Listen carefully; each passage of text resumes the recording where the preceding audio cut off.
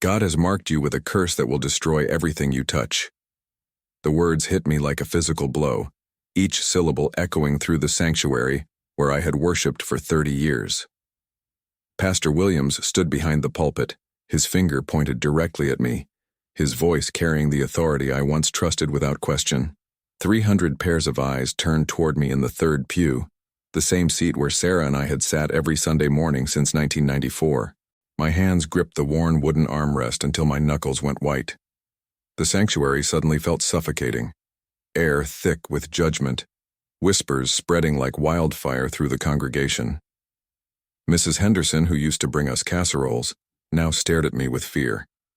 The Johnson family, whose daughter Sarah had mentored through college, shifted uncomfortably away from me. This man's wife died because of his hidden sins, Pastor Williams continued, his voice growing stronger with each accusation. God's wrath manifested through cancer to punish what lies beneath his false righteousness. False righteousness. The phrase stabbed deeper than any knife could. Sarah had been gone only 3 weeks. 3 weeks since I watched her take her final breath, her hand growing cold in mine. 3 weeks since I buried the woman who had been my anchor, my prayer partner, my everything. The pastor's words kept flowing, but my mind went somewhere else entirely. I could smell Sarah's vanilla perfume lingering on the scarf she left in our bedroom. I could hear her laugh echoing through our empty house, see her reading her Bible at our kitchen table every morning at 6 a.m. sharp. Brother Marcus, Pastor Williams addressed me directly now. Your presence here brings darkness to God's house. That's when something inside me cracked.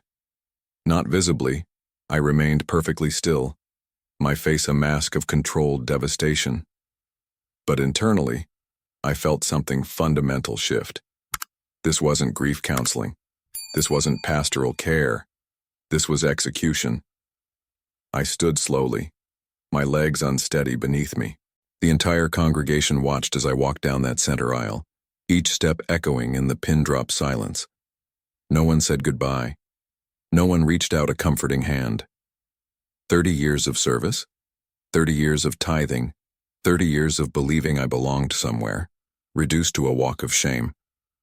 As I pushed through the heavy oak doors, I heard Pastor Williams resume his sermon as if nothing had happened. His voice faded behind me, but his words would echo in my mind for months to come. What I didn't know then was that the man who would eventually restore my faith was watching from the shadows, clutching a janitor's mop with trembling hands, witnessing something that would change both our lives forever. The silence in my house was deafening. Not the peaceful quiet Sarah and I once cherished during our morning coffee rituals, but the suffocating emptiness that screamed her absence from every corner. I sat in my recliner staring at her favorite coffee mug still sitting on the kitchen counter, unwashed, untouched, a shrine to denial. Pastor Williams' words replayed in my mind like a broken record. God's wrath manifested through cancer.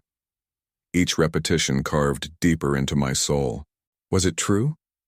Had my secret struggles, my moments of doubt, my human imperfections somehow triggered divine punishment on the most innocent woman I'd ever known?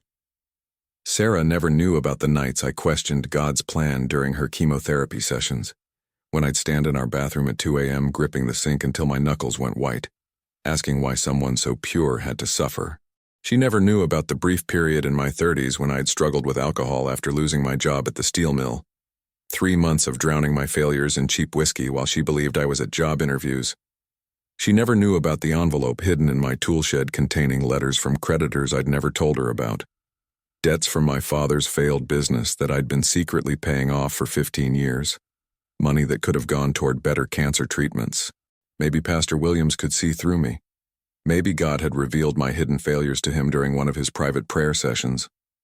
Maybe the curse was real, and I was finally paying for 30 years of being a fraud. The phone rang incessantly those first weeks. Voicemails piled up, but none from church members. Instead, telemarketers and insurance companies, vultures circling a grieving widower. The silence from my spiritual family cut deeper than any condolence card could heal. Mrs. Patterson, who used to call Sarah weekly to discuss Bible study preparations, now crossed the street when she saw me checking the mail. The Hendersons stopped their morning walks past our house entirely. Even the teenage paperboy started throwing our newspaper from his bike instead of walking up to the porch like he had for 2 years. 3 days after my public humiliation, I received a certified letter from the church board. My hands shook as I read the formal letterhead. Dear Mr. Thompson, due to spiritual concerns raised by pastoral leadership regarding potential negative influences on our congregation, your membership is under review. Please refrain from attending services until further notice. We will contact you when appropriate. Spiritual concerns, negative influences. Translation: I was contaminated goods.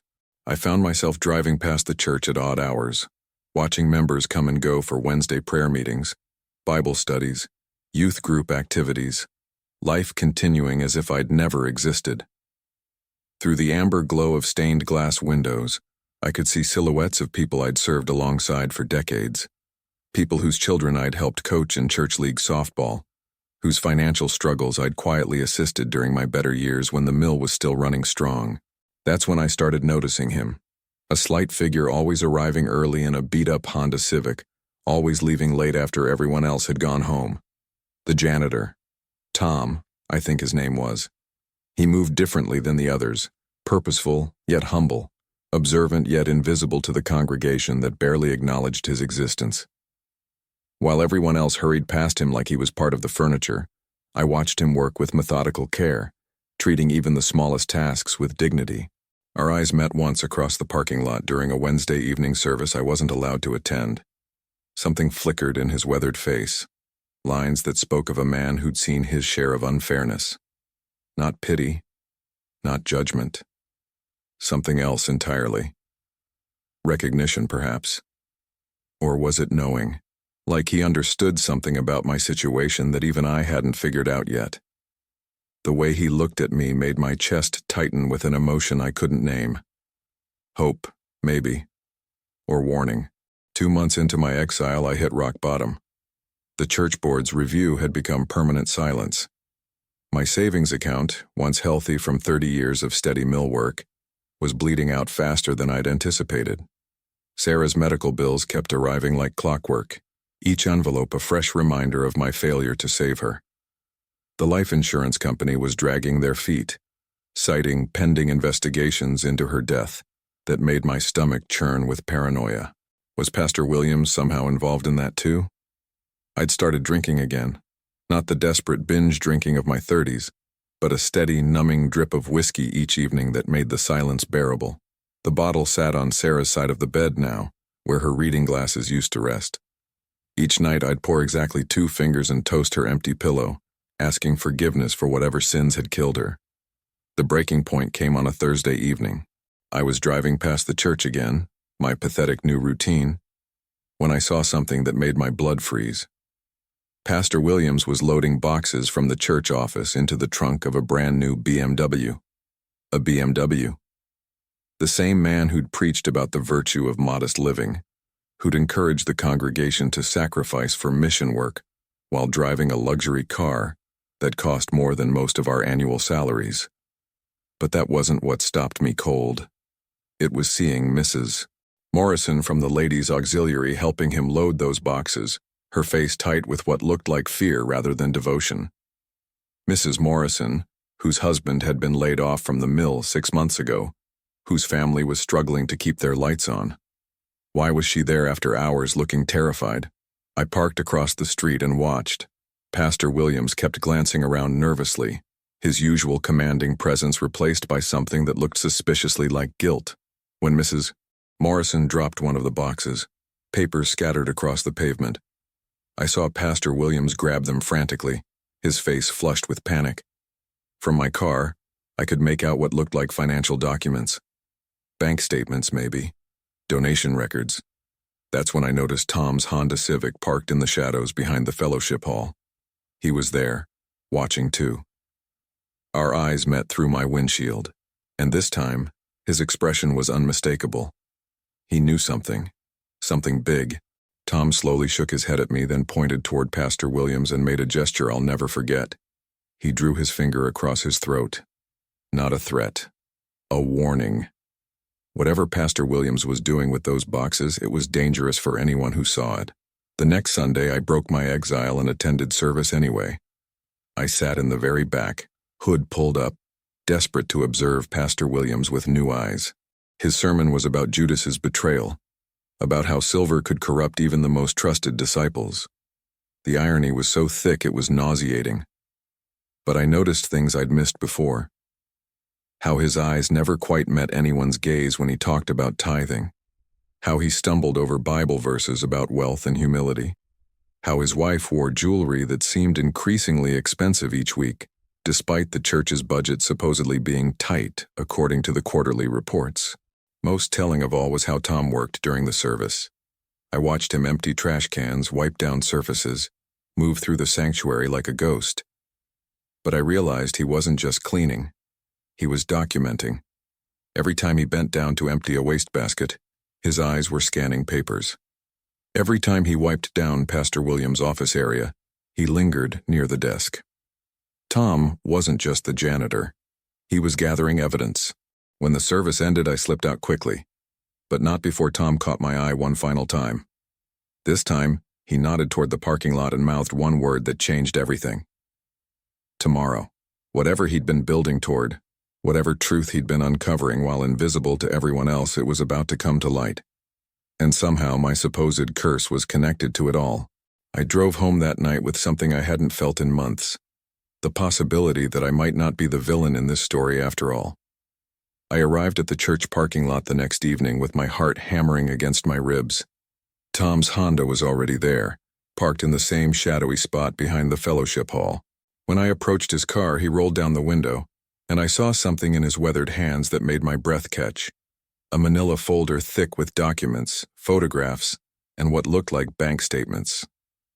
"Mr. Thompson," he said quietly, his voice carrying 30 years of careful observation. "I've been waiting 3 months to show you this.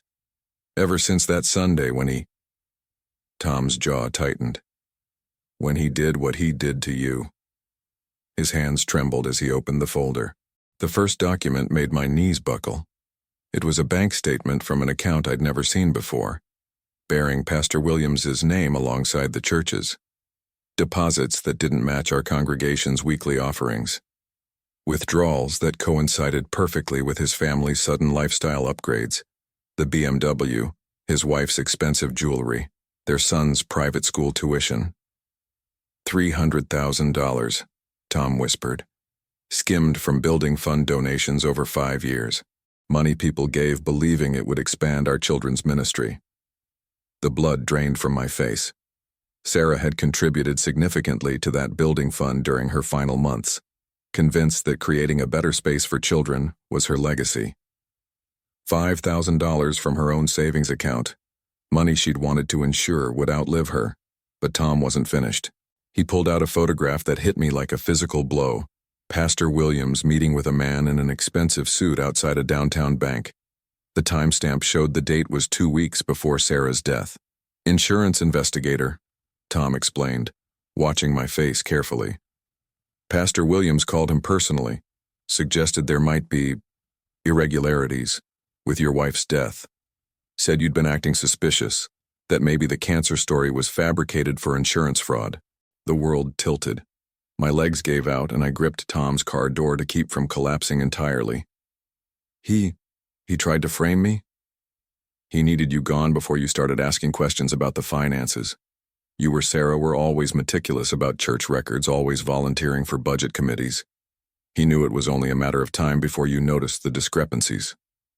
Tom's voice cracked with emotion. So he decided to destroy your reputation first. Make you the villain before you could expose him as the real thief. I thought about every sleepless night I'd spent wondering what sins had cursed my wife.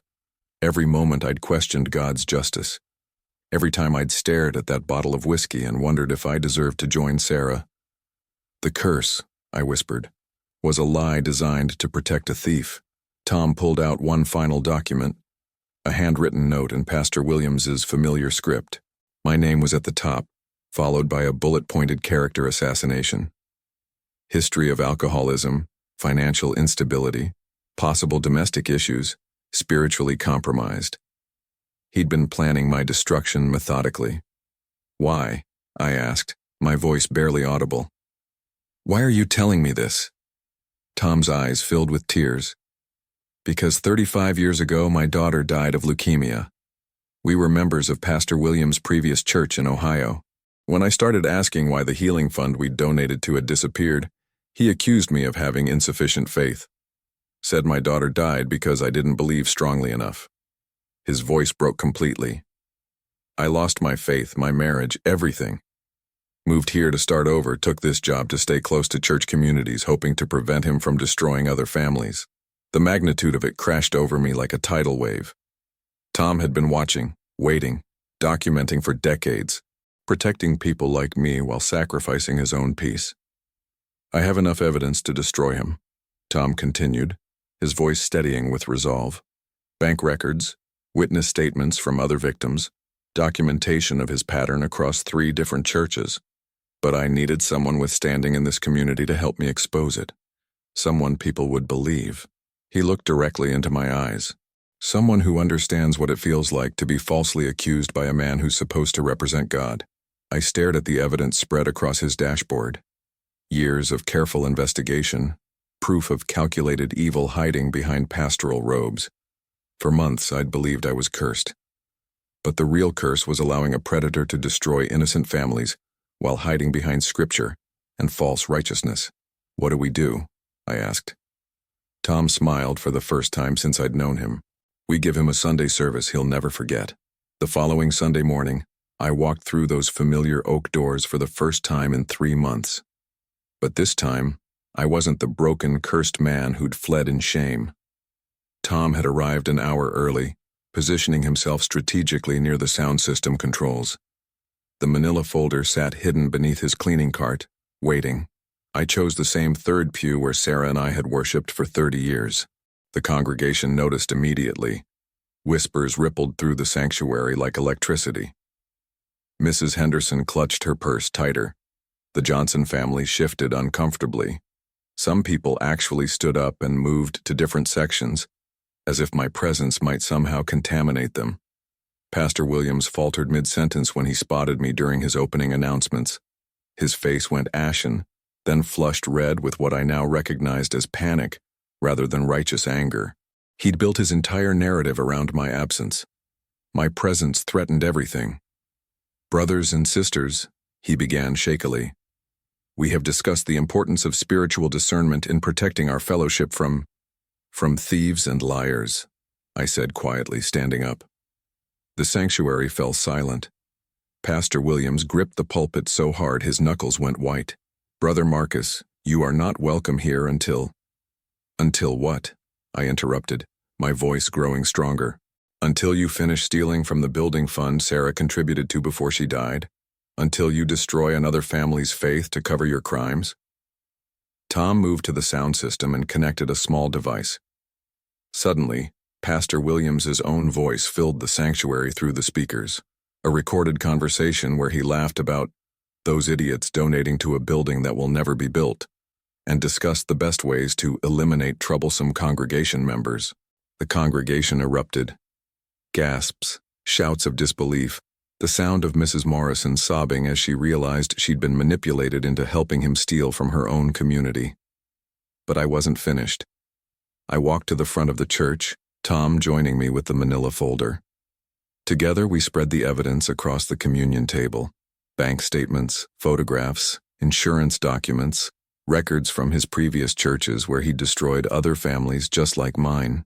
$300,000, I announced, my voice carrying to every corner of the sanctuary. Stolen from your donations. Money you gave believing it would serve God's work. Money my wife contributed from her deathbed, believing it would help children learn about Jesus. Pastor Williams tried to speak, but no words came. The man who'd commanded this pulpit for 8 years, who'd declared me cursed with such authority, was reduced to a stammering, sweating fraud exposed in the light of truth. Tom stepped forward, his quiet voice somehow carrying more weight than any sermon ever had. My daughter died 35 years ago. This man destroyed my family then, just like he tried to destroy Mr. Thompson's reputation now. I've spent decades gathering evidence, waiting for the right moment to stop him from hurting anyone else. The congregation turned toward Tom with expressions of shock and growing understanding. This invisible man, this janitor they'd barely acknowledged, had been their guardian angel all along. Elder Patterson stood up slowly. "Pastor Williams, I think you need to leave. Now." We called the police from the church office. By Monday morning, Pastor Williams was facing charges for embezzlement, fraud, and insurance manipulation. The building fund money was recovered and properly distributed to local children's charities, just as Sarah would have wanted. But the most powerful moment came that Sunday afternoon. The entire congregation gathered in our fellowship hall, not for a meal, but for apologies. Mrs. Henderson wept as she asked my forgiveness.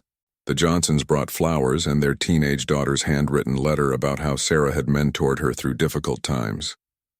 Tom was offered the interim pastoral position until we could find proper leadership, but he declined. "I'm better with a mop than a pulpit," he said with that rare smile. "But I'll keep watching. I'll always keep watching." As I drove home that evening, I realized something profound. I'd spent months believing God had cursed me when in reality, God had been working through the most unlikely person, a quiet janitor with his own broken heart, to restore not just my reputation, but my faith in human goodness. The curse was broken. Not because I was innocent, but because sometimes the people who seem most invisible to us are the ones seeing everything most clearly. Sarah's coffee mug still sits on our kitchen counter, but now it's clean, filled with fresh flowers from the church garden that Tom maintains. A reminder that love and truth, like flowers, always find a way to grow through the darkest soil. If this story has touched your heart or reminded you that truth always finds a way to surface, I'd be deeply grateful if you could like this video, subscribe to the channel, and turn on notifications. Sometimes the most powerful testimonies come from the quietest voices, and your support helps ensure these stories reach the people who need to hear them most.